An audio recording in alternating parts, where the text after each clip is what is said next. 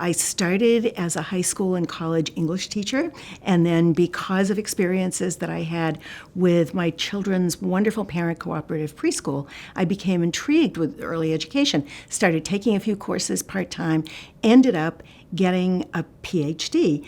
That program was an incredible influence and continues to be because really my training was in developmental psychology.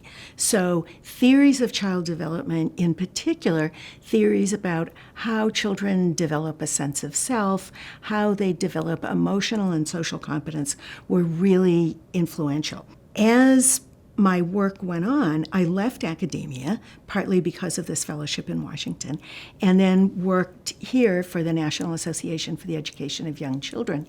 And again, I think the relationships that I developed with other organizations, with continuing relationships with individuals and government agencies and so on that I had begun to develop before that, really gave me a much broader sense of going well beyond the research base of our field in an understanding of children's development and learning, but going beyond that to really beginning to think about with other people, how can we take that knowledge and make it powerful and meaningful in the profession? I've been very involved in international consulting on a lot of different aspects of child development and early learning, but primarily around professional development, around workforce issues from an international perspective. And that has also been influential not only in my international work with Save the Children, the World Bank, UNICEF most recently, but in my thinking about issues in the US. I think that we continue to relearn that there is no one magic bullet, magic solution. There's no quick fix to the challenges of improving outcomes for young children and families, especially those who are living in poverty or are otherwise vulnerable. We should have learned those lessons back in the early days of Head Start, and people like Ed Ziegler kind of warned us not to oversell, and over again, whether it's at the national level or the state level or the international level. I think the dilemma is that in order to influence policy and policymakers, you can't have this academic, super nuanced way of talking about things. On the one hand this, on the other hand that, well, the research is not totally persuasive, blah, blah, blah. You need to make things crisp and concise and persuasive, but in doing that, you run the risk from a policy point of view of policymakers later saying, I told you this would never work, when there is research that calls into question some of what we were selling to policymakers. So I don't know what the solution is, but it's a lesson that we seem to have a hard time learning. We need to think and analyze in depth what it may take to implement those programs, those practices effectively. And there's actually a body of knowledge, of scientific knowledge about those kinds of things that we can look to.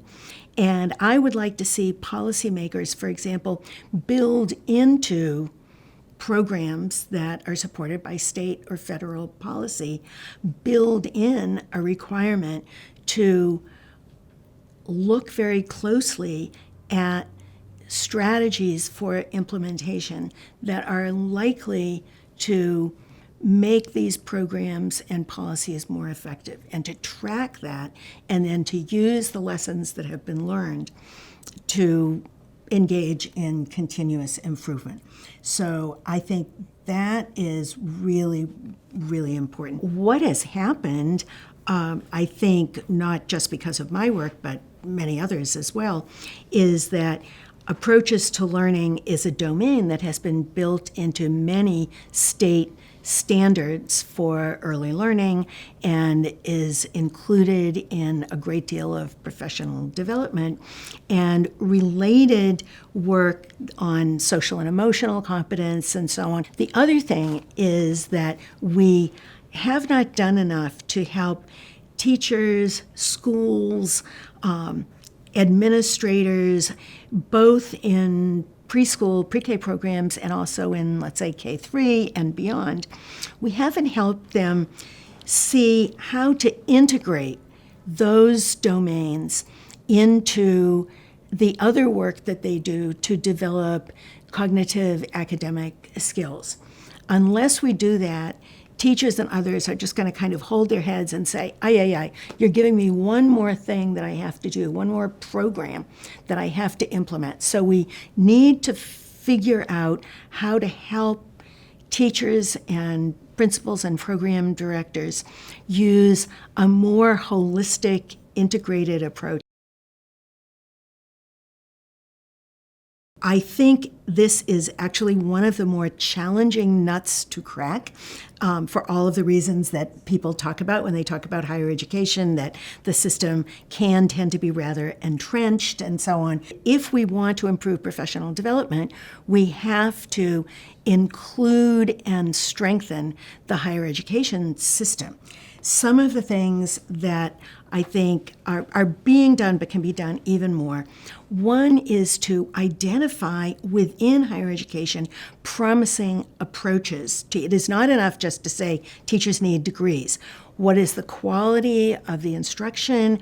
What is the currency, the recency of the research and the practices that are being taught? What this requires is, as I say, identifying promising, innovative approaches within institutions of higher education and by individual faculty, and also investing in faculty development. I developed kind of a prototype that I would love to see implemented sometime of an online faculty resource, really creating a community of learners virtually, as many early childhood faculty are the one person in their department who does what they do. So I think we need to look at technology more. We need to create opportunities for sharing and also for better unifying pre-service, that is, teacher education and higher ed programs, and in-service continuing professional development. Those tend to be two separate systems, and there are good examples of their working together, but not enough. And I think we need to identify those and make sure that those work together, as well as creating more synergy between community college and four-year teacher preparation. It's coming, but it hasn't gone far enough. One of the things that gives me hope is a younger generation of people who will continue to do what the people that you've identified as pioneers have been doing. Many of us would like to feel that there's a good handoff, and I think that's why many of us have put energy into both formal and often informal mentoring.